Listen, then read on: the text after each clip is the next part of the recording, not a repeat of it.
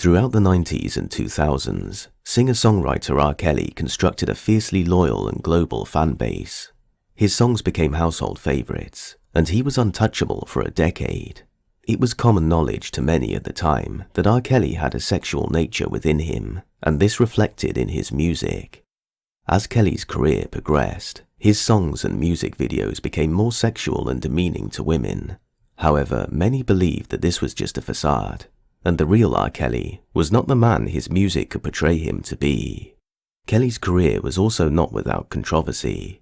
In 1994, he was accused of illegally marrying and engaging in sexual relationships with Aaliyah Horton, who was 14 at the time. Okay, you're 18, you already went to your prom.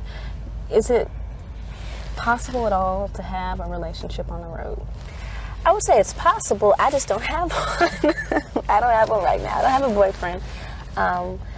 And I can't say I'm really looking. I think it'll come along at the right time. I have a lot of friends, and when that guy comes along, I'll know it, he'll know it, and then it'll happen. But I am really busy with the career and the fact that I'm getting ready to go back to school, so I'll just see how it works in. 3 years ago, there was this terrible rumor out. What is the deal with you and R. Kelly? Are you all married or not? No, I'm not married. Robert's doing his thing, I'm doing my thing. He's a great producer, great artist who I do admire, and there's nothing there. Before progressing with this video and detailing Kelly's crimes, it's important to gain an understanding of his psychological makeup. Psychologists will partake in this process in every serious case where the suspect seemingly has a warped sense of reality. However, as Kelly led an exceptional life, the results of this process are significant. This process will be completed by answering a range of questions based on the suspect's life, the quality of the perpetrator's childhood, their current occupation, along with the lifestyle of the suspect, will all be taken into account and studied. A term consistent with all of these questions in relation to R. Kelly is a lack of control. R. Kelly's occupation and lifestyle at the time was heavily linked with fame. The extent of the damage fame can inflict on a person's character is not yet fully discovered. However, psychologists have concluded that the sudden lack of privacy and control can often leave the individual with a sense of powerlessness and distorted rationale. Kelly also experienced a torrid childhood, where he was often sexually and physically abused. These traumatizing events likely contributed to Kelly's mindset during adult life, especially with his twisted sexual urges. It could be assumed that his behavior towards women was a desperate ploy to regain control in his own life. The beginning of the end for Kelly and his deviant behavior would begin with the release of the Surviving R. Kelly documentary on January 3rd, 2019. This 6-part series exposed Kelly's crimes in great detail, while also giving a voice to his victims. Says a series of altercations while on vacation in Miami led to her breaking point when she almost tried to end her life. What happened there? What kept you? First God, but my kids. So I remember I climbed out on the balcony and I looked down, and it was like God allowed me to see my body was laying in blood, and I prayed. God, okay, I need an answer, and I need it now. And he told me to get my laptop, of all things, and type in domestic violence.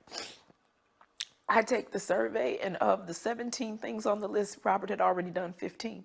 I know you say he became extremely controlling. Yes. How so? I had to wear sweatpants. I had to stand up when he would walk in a room. I did have to be on his phone plan. I know that the Savages did mention that.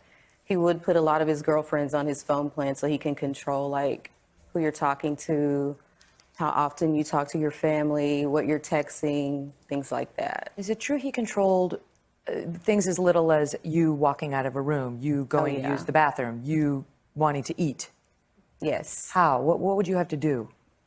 You would have to send a text message to one of his runners, just asking, like, you know, if you can go to the restroom, and then they'll relay the information to him, because you weren't, like, free to walk throughout the house. You had to ask permission to go use the bathroom? Yes. Yes. And he would use food, you claim, as a punishment. Right. When I met him, I was about 130 pounds. When I left 2 years later, I was 107 pounds. Did you have to ask permission to go to the bathroom and get food and leave a room? Yes, when I was on the Sprinter, I had to use the restroom, and I texted him, Daddy, I need to use the restroom. No Daddy. response. Yes, we were required to call him Daddy. Required to? Yes, he told us to call him Daddy. You would address him as Daddy.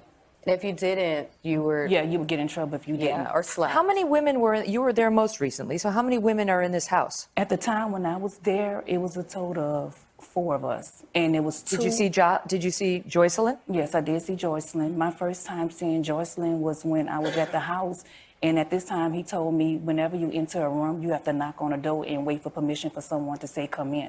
Do you think Joycelyn is there of her own free will? No, I don't. Do you think she's been brainwashed? Definitely. Because the things that he say, he make you turn. He pretty much try to say that your family is jealous, that you're with him, your family wants to be with him, and you're happy, and this is what you need to do. And if you disobey him, he would like fake cry and make you sympathize. In response to the damning questions the documentary raised and the accusations of sexual assault and trafficking, Kelly took the fateful decision to subject himself to interview by a journalist named Gayle King from CBS News. He did this in an effort to clear his name and salvage a piece of the little reputation that he still had left. Instead, this seemed to many as an embarrassing and pathetic last push to save his career. This interview also offers the opportunity to scrutinize and analyze Kelly's body language and verbal responses. I am surprised that you agreed to do it. Why are you sitting down with us today? I'm very tired of all of the lies. I've been hearing things and, and seeing things on the blogs, and, I'm just tired. An aim of Robert and his PR team is to encourage the general public to empathize with Kelly's situation, as this will offer him a small chance of salvaging what is left of his career. This is why Kelly has been told to adopt a slow, submissive, and calming tone of voice. Speaking in this manner will provoke sympathy from the listener, while also ensuring his side of the story is heard. Even the first line of dialogue shows how calculated Kelly's actions should be. What are the lies that you're hearing that disturb you most? Oh my God, all of them. Got little girls trapped in the basement, helicopters over my house. Trying to rescue someone that doesn't need rescuing because they're not in my house. Handcuffing people, starving people. I have a harem, a cult. I don't even really know what a cult is, but I know I don't have one, Have you done anything that you regret? Have you done anything wrong? Lots of things wrong when it comes to women that I apologize, but I apologize in those relationships. At the time I was in the relationships. The 6-part series interviewed 50 people, family members, your former tour manager, numerous women who all claim that you abused them. Yeah. Are you saying everybody in that documentary was not telling the truth about you? Everybody? If you really look at that documentary, which I'm sure you have. I have. Everybody said something bad about me. Nobody said nothing good. They was describing Lucifer. I'm not Lucifer. I'm a man. I make mistakes, but I'm not a devil. And by no means am I a monster. Let's listen to that segment again. Are you saying everybody in that documentary was not telling the truth about you? Everybody? This is a closed question, and an honest person would answer with a closed response, either yes or no, and then elaborate further. Instead, Kelly gives an indirect answer in an attempt to avoid the question. The 6-part series interviewed 50 people, family members, your former tour manager, numerous women who all claim that you abused them. Yeah. Are you saying everybody in that documentary was not telling the truth about you? Everybody? If you really look at that documentary, which I'm sure you have. I have. Everybody said something bad about me. Nobody said nothing good. They was describing Lucifer. I'm not Lucifer. I'm a man. I make mistakes, but I'm not a devil. And by no means am I a monster. I'm going to name the names. Andrea Kelly, your ex-wife. Kitty Jones. Lisa Van Allen. Lisette Martinez. Geronda Pace. Faith Rogers. Asante McGee. You're saying everything they said in that documentary about you is not true. They are lying on me. Why would these women say the same thing about you? That you are controlling, that you are abusive, that you tell women when to eat, when to go to the bathroom, when they can sleep, where they can dress. Why would all these women tell these different stories about you if they were not true? And they don't know each other. That defies logic to me. Right, right. Until you hear the explanation. You can start a rumor on a guy like me or a celebrity just like that. All you have to do is push a button on your phone and say, so-and-so did this to me. R. Kelly did this to me. And if you get any traction from that, if you're able to write a book from that, if you're able to get a reality show, then any girl that I had a relationship in the past that it just didn't work out, she can come and say the same exact thing. There is a change in the power and volume of Kelly's voice. This suggests that he's confident and believes that social media is detrimental to celebrities and their reputations. Although this may be true in some cases, it is likely Kelly dislikes social media as it heavily contributes to his rightful downfall. You can start a rumor on a guy like me or a celebrity just like that. All you have to do is push a button on your phone and say, so-and-so did this to me. R. Kelly did this to me. And if you get any traction from that, if you're able to write a book from that, if you're able to get a reality show, then any girl that I had a relationship in the past that it just didn't work out, she can come and say the same exact thing. Are you blaming this on social media? I'm talking about the power of social media. Have you ever had sex No. with anyone under the age of 17? No. Never? No.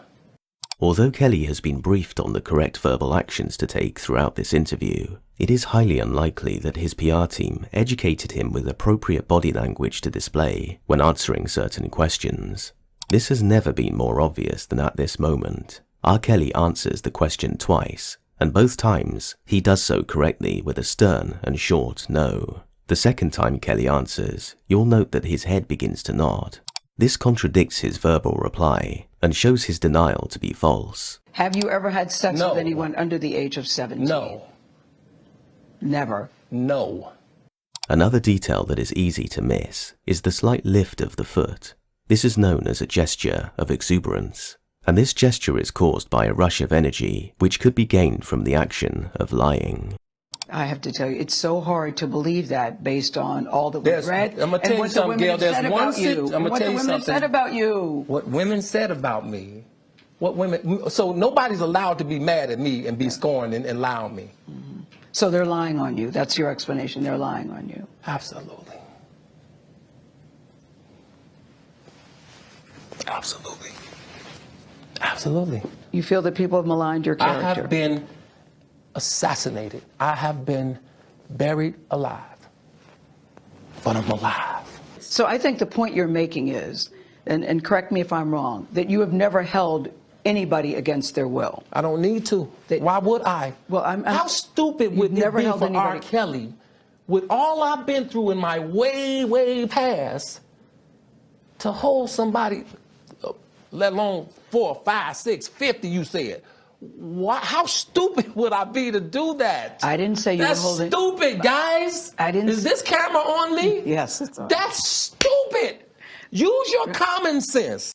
Kelly is attempting to exaggerate and ridicule the accusations to make them seem unbelievable, a behavior that is commonly seen in dishonest suspects.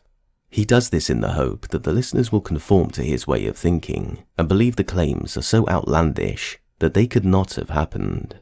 This has previously worked for Kelly, as he used this technique to deny his illegal marriage to Aaliyah Horton. One thing that Kelly has failed to factor in when attempting to use this technique again is that he no longer has the untouchable status that he had the previous decade, and the public have begun to see through his charade. Don't forget the blogs. Forget how you feel about me.